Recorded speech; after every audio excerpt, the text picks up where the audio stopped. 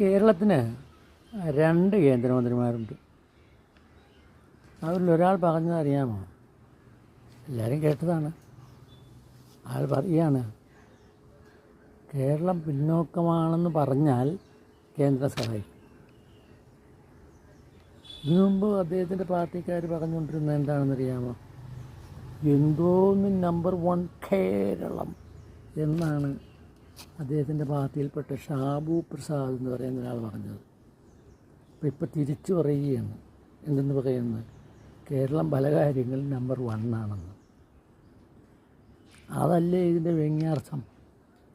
മറ്റൊരാൾ പറയുന്നത് ഉന്നത കുലജാതർ എന്ന് പറയുന്ന ബ്രാഹ്മണരും നായരും ഭരിച്ചാൽ മാത്രമേ ഭരൂ എന്നാണ് അദ്ദേഹം പറയുന്നത്.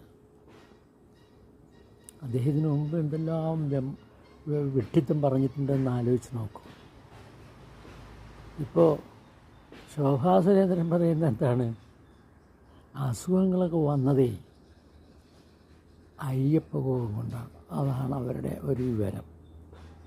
അസുഖം വരുന്നത് അയ്യപ്പ കോപം കൊണ്ടാണെന്ന് വിശ്വസിക്കുന്ന അവരോട് നമ്മൾ എന്ത് പറയാനാണ്? ഒന്നും പറയാനില്ല.